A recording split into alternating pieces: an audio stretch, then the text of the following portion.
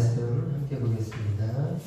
구약성경 이사야서 6장 1절로 13절까지입니다. 구약성경 974쪽입니다. 구약성경 974쪽 이사야서 6장 1절로 13절입니다.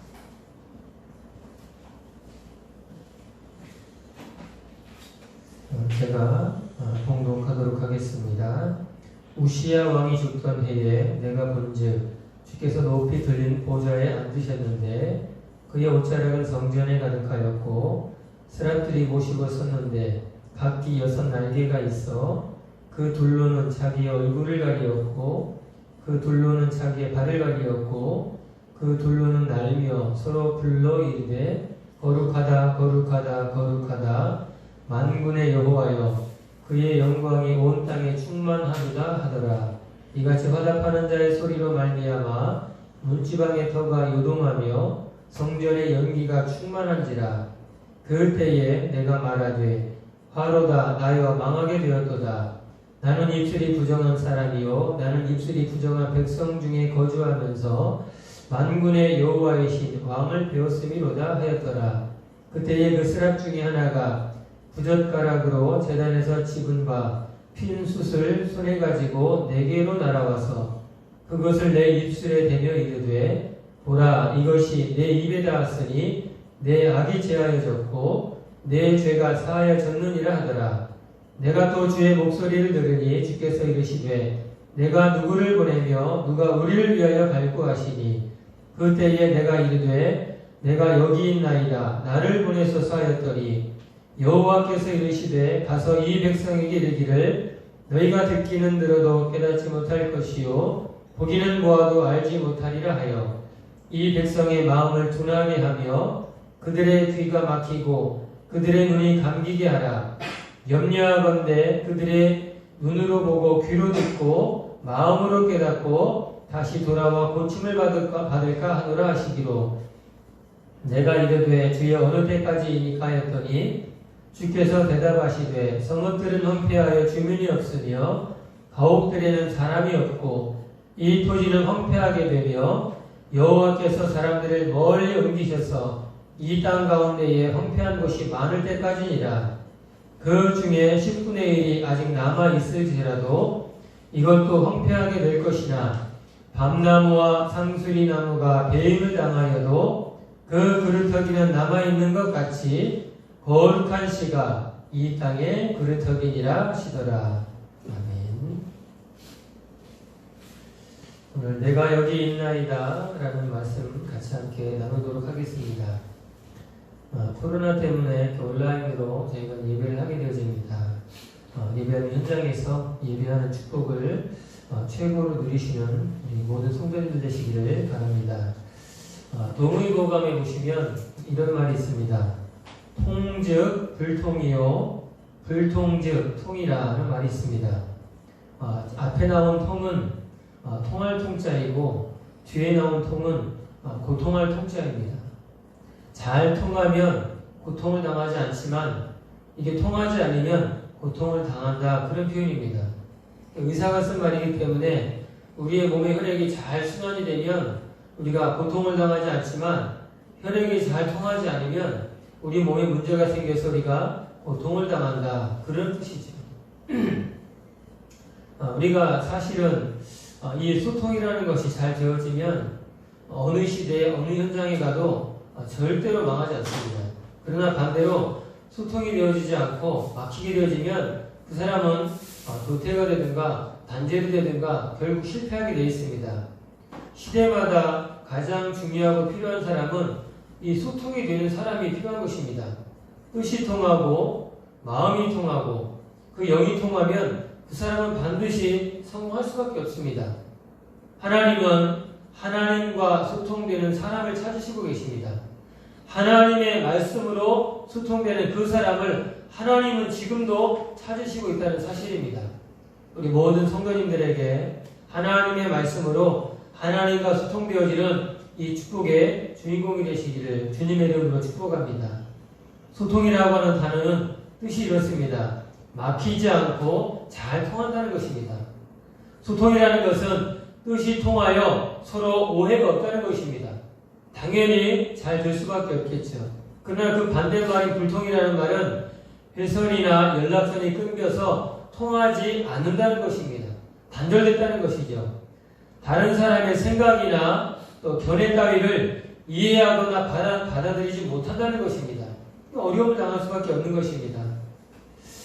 우리 인간에게는 반드시 세 가지 소통이 되어져야만 우리 인간은 실제로 축복을 받고 응답을 받을 수 있습니다. 그 가장 중요한 첫 번째가 하나님과의 소통입니다. 우리 인간만 하나님의 형상을 가진 영적인 존재로 창조됐습니다. 그래서 우리 인간은 짐승과 다르게 하나님과 소통하지 않으면 결국은 실패하게 되어 있습니다. 그게 우리 인간이 가진 축복이고 우리 인간만이 가진 가장 중요한 영적 사실입니다. 분명히 창세기 1장 27절에는 우리 인간이 하나님의 형상대로 지어진 사실을 가장 먼저 밝히고 있습니다. 그래서 하나님의 형상대로 지음받은 인간이 하나님과 소통할 때에 존귀한 자가 되는 것입니다. 우리의 자존감이 높아질 수밖에 없을 뿐만 아니라 가장 귀한 축복의 자리에 서게 되는 것입니다. 그게 우리가 해야 될 가장 중요한 첫 번째 소통이죠. 또 한 가지는 우리 자신과의 소통이 되어져야 됩니다. 사람은 생각을 합니다. 그러면 그 생각대로 우리 인생이 흘러가게 되어지죠. 어쩔 수가 없습니다. 우리가 생각하는 대로 그 생각에 우리가 묶여있게 되어지고 그 생각이 우리에게 응답으로 오게 되어 있습니다. 생각하는 대로 모든 것이 이루어지는 것입니다. 그래서 운동하는 선수들이 실제로 시합에 안 나갔는데 스스로 마인드 컨트롤을 하잖아요. 그런데 그게 효과가 없느냐? 효과가 있습니다. 왜 그러냐면 사람의 뇌는 현실과 가상을 구분하지 못한다고 합니다. 그렇기 때문에 내가 생각 속에서 하는 모든 것이 그대로 사실은 느껴진다는 것이죠. 그래서 그것이 우리에게 응답으로 오는 것입니다. 유명한 우리 역도 선수 가운데 장민호 선수가 있습니다. 그분이 그런 관점을 했습니다. 자기는 이 바벨을 들기 전에 이미 생각 속에서 수십 번, 수백 번 그걸 든다는 거예요. 그런데 그게 실제로 시험에 나가면 나에게 큰 영향을 준다는 것입니다. 우리 인간은 우리 자신과의 소통이 되어져야만 응답과 축복을 누리게 되어지는 것입니다. 또 한 가지 마지막으로는 다른 사람과의 소통입니다. 이게 안 되어지면요, 사실은 우리 인간은 많은 부분에 문제가 올 수밖에 없습니다. 사람과 더불어서 함께 살아가야 되는데 서로 상호작용이 안 되고 서로 의사소통이 안 되면 결국은 혼자 고립되어져서 실패하게 되는 것입니다. 어느 나이 많은 할아버지 할머니가 이혼 소송을 했는데 결국 법원에서 이혼 판결이 났습니다. 그런데 이혼한 사유를 들어보니까 참 놀라운 사유예요. 10년 동안 할아버지와 할머니가 단 한마디도 안 한 겁니다. 그럼 어떻게 의사소통을 하냐면 종이에다 글씨를 쓰는 거예요. 배고프면 할아버지가 할머니에게 밥 줘. 이 단어를 쓰는 거예요. 그럼 할머니가 종이에다 글을 씁니다. 제가 지금 차려드릴게요. 아니면 알아서 드세요. 그렇게 뭐 답을 쓰는 거예요. 그런 식으로 모든 거를 이 글씨를 써가지고 소통을 하는 거예요. 말을 섞고 싶지 않다는 거죠. 결국 법원은 그 얘기를 듣고 이제 이혼 판결에 내려졌다고 합니다. 우리가 사람과 사람 사이에 통하지 않으면 어떻게 되겠습니까? 어렵겠죠. 힘들겠죠. 결국은 무너지게 되어 있습니다. 우리 인간은 하나님과 우리 자신과 사람과 소통해야만이 우리가 중요한 응답과 축복을 누리게 되어지는 것입니다. 성경에 보면 지혜의 왕이라고 하는 솔로몬이 나옵니다. 그 솔로몬이 성경에 3권의 중요한 책을 남깁니다. 그것이 아가서와 잠언서와 전도서입니다. 솔로몬 왕이 청년 시절에 사랑에 관해서 쓴 책이 아가서입니다. 술람미 여인입니다. 피부색이 검어요. 그 여인과의 사랑을 빠지면서 남긴 것이 아가서입니다. 어떤 사람들은 왜 필요 없는 아가서가 연애할 때는 필요한 책이 왜 성경에 들어와 있냐고 말하지만 그렇지 않습니다. 도저히 사랑받을 수 없는 사람이 사랑받은 그 놀라운 사실을 기록해 놓은 것이 아가서입니다. 우리의 구원의 중요한 부분을 말하고 있는 것이죠. 그리고 중년에 삶의 지혜를 모아 쓴 책이 우리 자녀들에게 많이 읽히는 잠언서입니다. 하필이면 이게 또 31절까지 있어요. 매일 한 장씩 읽으라고 많이 권하기도 합니다. 그리고 솔로몬이 죽기 직전에 쓴 죽음 앞에서 쓴 지혜로운 책이 전도서입니다. 모든 것이 헛되다고 말하면서 청년의 때에 창조자를 기억하라고 말합니다. 근데 이 말씀 가운데 잠언서를 우리가 생각해 볼 필요가 있습니다. 이 잠언이라고 하는 이 글자의 뜻이 있습니다. 잠자는 바늘 잠자요, 침 잠자를 씁니다. 그리고 언은 말씀언이죠. 우리의 막혔던 모든 인생의 문제를 말씀의 침으로 찔러서 통하게 한다는 그런 뜻입니다. 하나님의 말씀이 저와 여러분 속에 들어오게 되어지면 모든 막힌 것이 뚫려져서 살아난다는 것입니다. 하나님의 말씀으로 소통이 되어져야만이 저와 여러분은 세상도 살리고 나도 살리고 가정도 살릴 수 있다는 것입니다. 우리 모든 성도님들께서 하나님의 말씀을 언약으로 붙잡게 되시길 바랍니다. 이 말씀을 정확하게 붙잡고 이 말씀으로 소통된 인물이 오늘 본문에 나와 있는 이사야 선지자입니다. 어려운 때죠. 이스라엘 민족에게 어려운 예언만 합니다.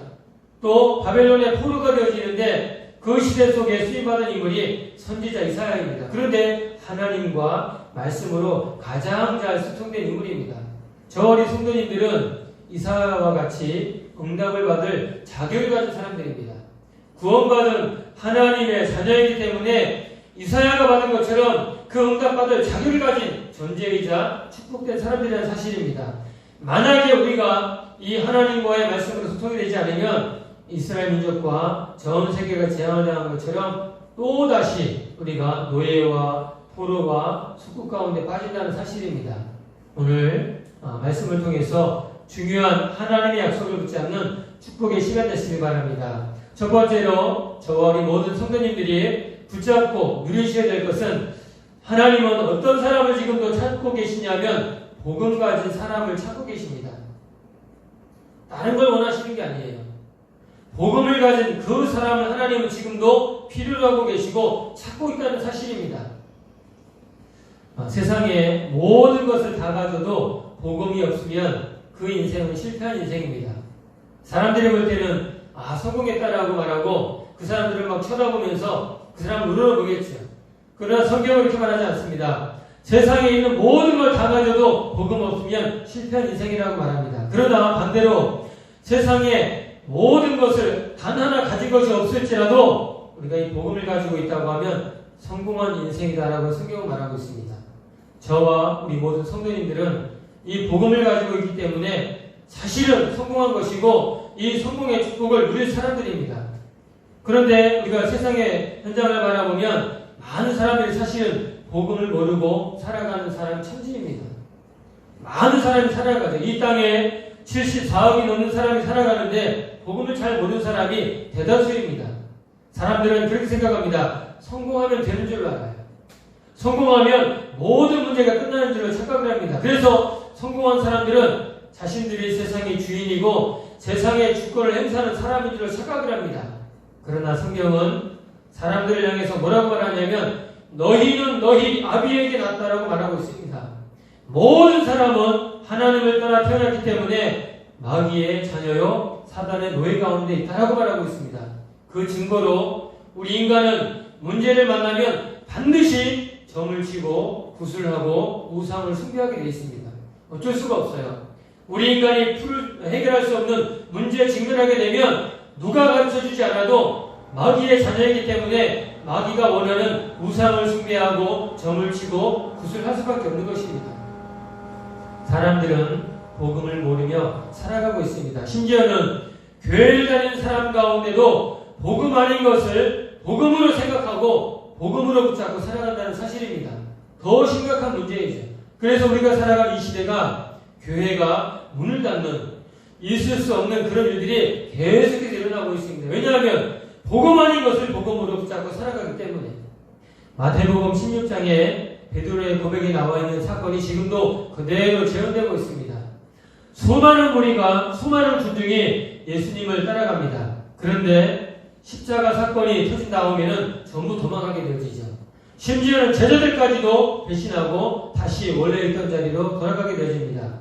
많은 사람들이 떡을 먹고 배부를 까닭에 예수님을 따라가지 예수님이 누구인지를 모르고 그냥 막 쫓아다니는 것입니다. 마치 세례 요한같이, 예레미야와 같이, 엘리야와 같이 선지자라고 생각하고 쫓아다니는 겁니다. 자기의 동기와 자기의 목적 때문에 쫓아다니는 것입니다. 그게 이루어지지 않으면 버리고 딴 데 가는 겁니다. 교회는 다니는데 복음 아닌 것을 붙잡고 있기 때문에 결국 문제가 오면 떠나게 되어 있습니다. 어쩔 수 없죠. 우리가 읽은 이 본문은 이사야서입니다. 이사야서는 66장까지 있습니다. 성경이 66권까지 있죠. 그 숫자가 일치합니다. 그런데 모든 신학자들과 목사님들이 함께하는 말이 뭐냐면 이사야서는 구약의 복음서라고 말합니다. 성경에 나와 있는 가장 중요한 복음의 내용을 이 이사야서 전체에 다 요약해서 기록해놨다라고 사람들이 고백을 합니다. 그리고 우리가 가장 잘 알고 있는 이사야 7장 14절의 말씀이 이사야서에 들어가 있습니다. 처녀가 아들을 낳을 것인데 그 이름을 임마누엘이라 하리라 하라. 그렇게 고백합니다. 700년 전에 예수님이 오실 것을 알고 이미 고백하고 있습니다. 이사야서 53장을 우리가 잘 알고 있습니다.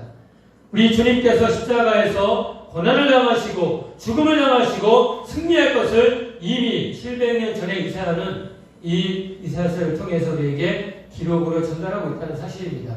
그 말은 이 선지자 이사야가 복음을 정확하게 가지고 있었다는 사실입니다. 미리 모든 언약을 붙잡고 있었고 미리 힘을 얻었을 뿐만 아니라 미리 모든 정복의 축복을 가지고 있었던 인물이 선지자 이사야라고 하는 사실입니다. 하나님은 이 축복을 받을 자격을 저와 여러분에게 주셨기 때문에 우리가 이 복음만 정확하게 붙잡고 기다리고 있으면 응답은 따라오게 되어 있습니다. 우리 모든 성도님들 또 모든 렘넌트들이 그리스도의 언약만을 붙잡고 이 축복을 누리시는 저와 여러분 되시기를 주님의 이름으로 축복합니다.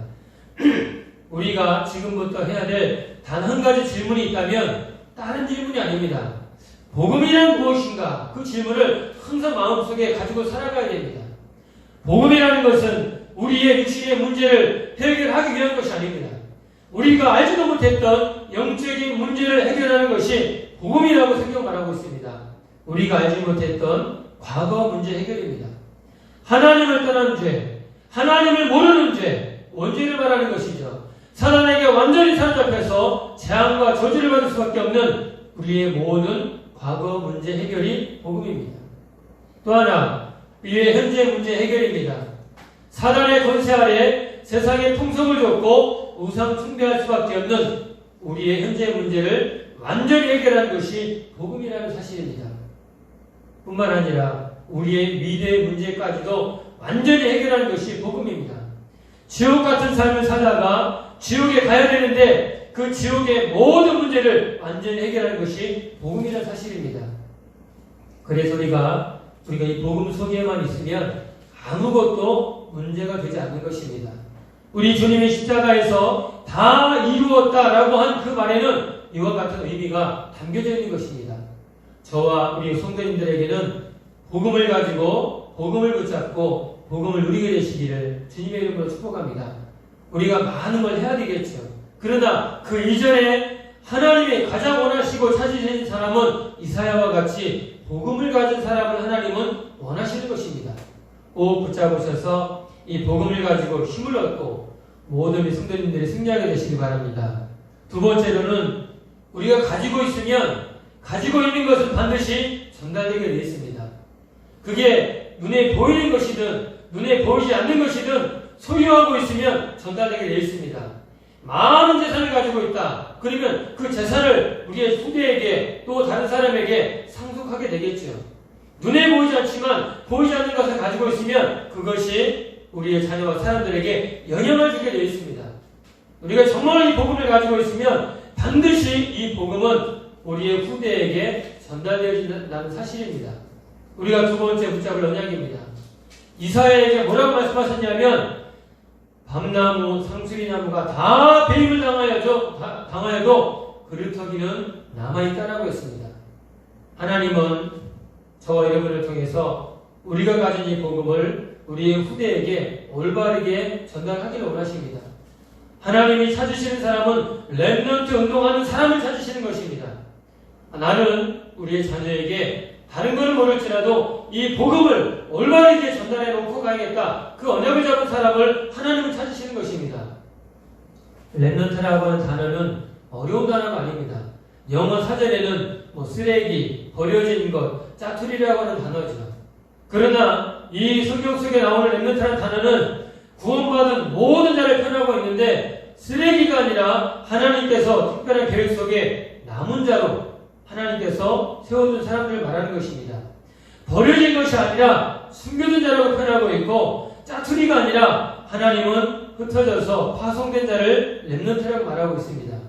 저와 우리 성도님들은 계신 모든 현장에서 이 렘넌트의 언약을 붙잡고 이 축복을 누리게 되시길 바랍니다. 저는 올림픽 경기 중에 가장 박진감 넘치게 보는 종목이 하나 있습니다. 52개 종목이 올림픽 경기에 치러지게 되어지는데 그 중에 제가 가장 재밌게 보는 이 종목이 뭐냐면 400m 릴레이입니다. 100m를 가장 잘 뛰는 4명을 모아가지고 릴레이를 시키는 거죠. 미국이 늘 우승하다가 최근에는 자메이카가 늘 우승하죠. 우사인 볼트라고 하는 인물이 나와가지고 거의 계속해서 우승을 휩쓸어가는 그런 중에 있습니다. 아무리 빨리 뛴다고 할지라도 아무리 빨리 뛰어서 결승전에 골이 난다 할지라도 바톤이 없으면 그 사람은 실격입니다. 자격이 없는 거예요. 1등이 아니라는 것이죠. 아무리 느리게 뛸지라도 바톤을 가지고 가야 돼요. 바톤을 놓치게 되면 사실 경기는 끝난 겁니다. 저와 여러분은 이 올바른 복음을 후리에게 전달할 바톤을 가진 사람들입니다. 렘넌트에게 올바른 복음을 전달하지 못하면 사실은 우리는 실패한 인생이고 사실은 가장 중요한 걸 놓치게 된 것입니다. 우리는 우리 후대를 복음 안에서 복음을 전달해서 서밋으로 세울 중요한 사명을 가진 분들입니다. 꼭 붙잡으셔서 이사야 선지자와 같이 렘넌트 운동의 축복을 붙잡고 누리게 되시길 바랍니다. 창세기 22장의 사건을 우리는 알고 있습니다. 아브라함을 부르셔서 100세에 얻은 아들 이삭을 모리아 산에서 제물로 바치라는 사건입니다. 우리가 잘 알고 있죠. 그런데 이 한 가지 사건을 통해서 복음이 완전히 각인되어지는 축복이 누구에게 임하여지게 되어지냐면 그 자녀인 이삭에게 그 언약이 전달되어집니다. 놀라운 축복이죠. 그런데 더 놀라운 사실은 그 사건 이후로 완전히 그의 인생이 뒤바뀐다는 사실입니다. 복음이 각인되어졌는데 그 후대에게 모든 언약이 성취되어지는 축복이 나타난다는 것입니다. 저와 우리 성도님들이 붙잡고 이 축복을 누리게 되시길 바랍니다. 창세기 22장 17절과 18절에는 이렇게 말하고 있습니다. 내 씨가 하늘의 별과 같이 바다의 모래와 같이 많아질 뿐만 아니라 대적의 선물을 얻을 것이고 천하 만민이 내 씨를 통해서 복을 받게 될 것이라고 말하고 있습니다. 성경은 시작부터 마지막까지 이 렘넌트에 대한 중요한 언약을 전달하고 있습니다. 우리가 RUTC 운동을 하는 이유가 여기 있습니다. 우리의 후대에게 올바른 언약을 전달해서 세상을 살리도록 우리가 이 언약을 전달하는 것입니다. 우리 모든 성도님들께서 이 언약 붙잡고 이 렘넌트 운동의 축복을 누리게 되시길 바랍니다. 모세가 광야에서 이스라엘 민족에게 전달한 중요한 메시지가 있습니다. 그것이 신명기 6장 4절로 9절입니다. 광야에서 전달한 메시지가 우리의 자녀들에게 완전히 하나님의 말씀을 각인시키라는 것입니다. 그것이 광야 운동의 핵심이자 포인트입니다. 앉았을 때든지 누웠을 때든지 길을 갈 때든지 이 언약을 가르치고 각인시키라는 것입니다. 그래야만이 세계복음을 할 수 있고 세상을 살릴 수 있다는 것입니다. 바울은 복음을 전할 때마다 어디를 갔냐 하면 회당을 찾아갔습니다. 아무런 이유 없이 회당을 찾아간 게 아니죠. 중요한 제자를 만나면 회당을 찾아갑니다. 그 회당을 통해서 렘넌트를 서밋으로 만드는 그 축복을 누린 것입니다. 그 후대를 통해서 로마를 복음화하고 전 세계에 복음 전가된 축복이 일어나는 것입니다. 저와 우리 성도님들께서 복음을 가지고 이 복음을 가지셔서 렘넌트를 살리고 렘넌트를 세우는 일에 쓰임받는 가장 귀한 축복과 은혜가 있게 되시길 바랍니다. 마지막으로 하나님이 어떤 사람을 찾으시냐면 세계 복음화에 언약을 붙잡은 사람입니다. 목사님, 우리가 어떻게 힘이 없고 언약한데 세계 복음화를 할 수 있나요? 우리의 생각입니다. 나의 생각이고 여러분의 생각이지 하나님의 계획은 변하지 않습니다. 하나님의 계획은 이스라엘 민족이 애굽에서 벗어나서 가나안에 들어가는 것입니다. 그 계획은 변하지 않습니다. 그래서 광야길을 가는 데에 홍해도 갈라지고 광야에 기적도 나타나고 요단도 갈라지고 여리고 성도 무너집니다. 누가 했나요? 하나님이 하시죠. 누구를 통해서 하시나요? 세계의 복음화에 언약을 붙잡은 사람을 통해서, 가나안의 언약을 붙잡은 사람을 통해서 하나님은 지금도 역사하신다는 사실입니다. 그 사람을 하나님은 찾고 계시는 것입니다. 선지자 이사야는 이 사실을 알고 언약을 전달한 인물입니다. 저와 여러분은 성경은 뭐라고 말하고 있냐면 세상의 빛이요 세상의 소금이라고 말하고 있습니다.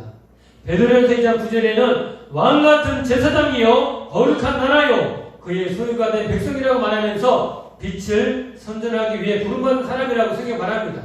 이것이 우리 성도님들의 정체성입니다. 세상에서 사람이 말하는 것이 나의 본 모습이 아니라 성경은 저 여러분에게 어둠 가운데 있는 많은 사람을 살릴 빛으로 부르셨다라고 말하고 있고 썩어져가는 세상을 살릴 소금으로 저와 여러분을 부르셨다라고 말씀하고 있습니다. 이것이 저와 여러분의 정체성이죠. 우리의 현 주소는 우리가 살고 있는 이 땅이 아니라 내게 능력 주시는 자 아니라고 말하고 있습니다. 뿐만 아니라 하나님의 나라가 저와 여러분의 배경임을 말씀하고 있습니다. 이것을 가지고 이 언약을 붙잡고 세계 복음화에 이 축복을 누리는 것입니다. 어떻게 하나요? 237에 빈 곳을 두고 기도하는 것입니다. 우리가 2021년도에 대한 중요한 메시지가 벌써 나왔죠. 우리가 붙잡고 함께 기도할 필요가 있습니다. 237의 빈 곳을 살리는 것이 하나님의 계획이자 세계 복음화의 언약입니다. 130년 전에 우리나라에 복음 들고 선교사님들이 찾아오죠. 누가 가르쳐준 것도 아닙니다. 하나님께서 은혜를 주셔서 237개 나라에 복음 없었던 우리나라에 복음을 가지고 들어왔는데 그 복음 때문에 지금은 우리나라가 전도, 선교하는 나라로 완전히 뒤바뀌었습니다. 누가 그렇게 될 줄도 알았겠나요? 아무도 몰랐죠. 그런데 복음이 들어와서 우리나라가 완전히 뒤바뀌게 된 것입니다. 큰 축복이자 은혜이죠. 지금도 전 세계에는 복음을 받지 못한 5천여 미전도 성경이 있다고 합니다. 우리가 이 언약을 붙잡고 본부의 말씀을 따라서 함께 가는 겁니다. 하나님은 우리에게 전도 운동을 할 말씀을 계속 주고 있습니다. 우리가 본부의 말씀과 또 예배를 통해 주신 말씀을 가지고 우리가 언약을 붙잡고 기도를 시작하는 것입니다. 하나님, 전 세계에 복음 받지 못한 5천여 미전도 종족에게 복음이 증거되게 해달라고 기도할 때마다 하는 것입니다. 그러면 하나님은 우리가 있는 곳에서 이 응답, 이 축복을 누리게 하십니다. 또 한 가지는 교회의 빈 곳입니다. 선교사님들이 복음을 가지고 나라에 와서 선교활동을 하면서 그냥 막연하게 선교활동을 하지 않습니다.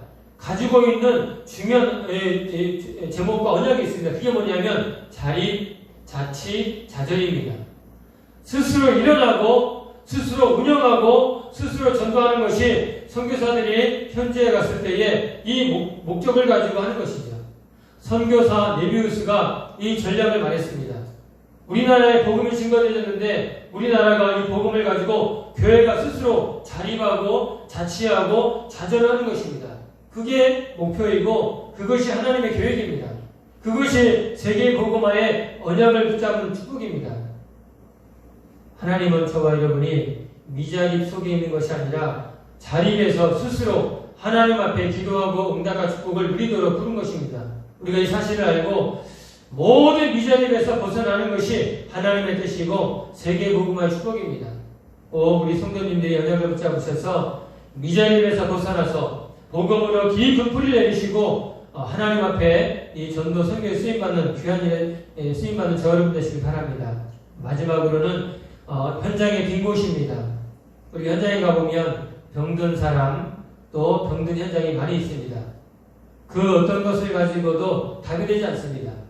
복음이 들어가야만이 답이 되고 치유가 일어납니다. 많은 사람들이 틀린 얘기를 합니다. 좋은 얘기, 좋은 말, 위로의 말 하지만 결국 치유가 되지 않습니다. 잠시 덮어놓는 것이지 절대로 복음 들어가지 않는 이상 답이 되지 않고 치유가 되지 않습니다. 우리가 세상 돌아가는 걸 잘 알고 있습니다. 사람들이 아무 이유 없이 사람을 때리고 사람을 죽이는 그런 시대가 됐습니다. 물어보면 이유가 없습니다.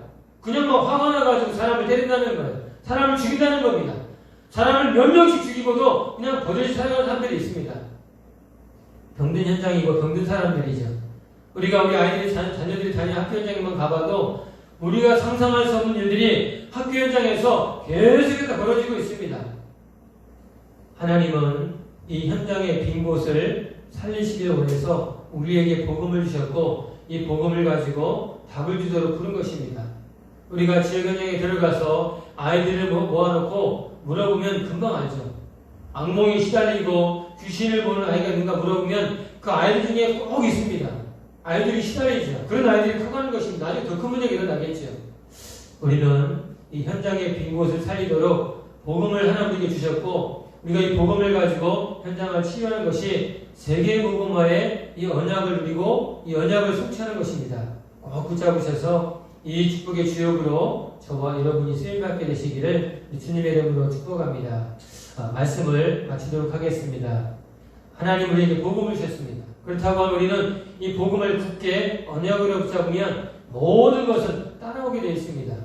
그래서 우리가 지금부터 해야 될 것이 있습니다. 그것은 무엇이냐면 이사야가 은혜를 받은 것처럼 가장 먼저 우리가 은혜 받는 시간, 은혜 받는 자리를 확보하는 것입니다. 우리가 뭘 하기 전에 하나님이 주신 힘부터 얻지 않으면 우리는 그 일을 사실은 끝까지 해서 이룰 수가 없습니다. 하나님은 오늘 본문에 있는 것처럼 이사야를 부르시면서 보좌의 능력을 체험케 하십니다. 그거보다 더 큰 축복이 없죠. 우리가 어떻게 세계복음을 할 수 있나요? 하나님 우리에게 주시는 그 은혜, 그 능력을 날마다 체험하는 것이 그것이 지름길이고 그것이 답입니다. 우리가 하루 24시간을 살아갑니다. 그 많은 시간 속에서 짧은 시간이지만 하나님께 은혜 받는 시간이 없다고 하면 그 하루는 사실은 아무리 시간 관리 잘했다고 할지라도 실패한 하루입니다. 우리가 23시간 55분을 실패한다 할지라도 마지막 5분을 하나님 앞에 집중할 수만 있다고 하면 그 하루는 완전히 달라진 하루가 되는 것입니다. 저와 모든 우리 성도님들께서는 먼저 은혜 받는 시간과 자리를 확보하셔서 이 힘을 얻으셔서 날마다 이 세계복음화의 축복을 누리시는 저 여러분 되시기를 주님의 이름으로 축복합니다. 잠시 한번 같이 기도하도록 하겠습니다. 하나님 아버지 주님 은혜를 감사드립니다. 하나님께서 우리에게 은혜를 주셔서 믿음으로 말미암아 이 놀라운 구원의 은혜와 축복 주심을 감사드립니다. 하나님 우리의 마음 생각 영혼 속에 오직 복음이 각인되게 하여 주옵시고 이 복음으로 말미암아 모든 응답 모든 축복을 누리게 하여 주옵소서. 하나님의 소원이요 하나님의 계획인 이 세계복음화의 언약을 굳게 붙잡고 우리 후대를 올바르게 세우게 하여 주옵시며 우리의 가정이 또 우리의 가문이 이 언약을 붙잡고 쓰임받게 하여 주옵소서. 감사드리며 예수 그리스도의 이름으로 기도합니다.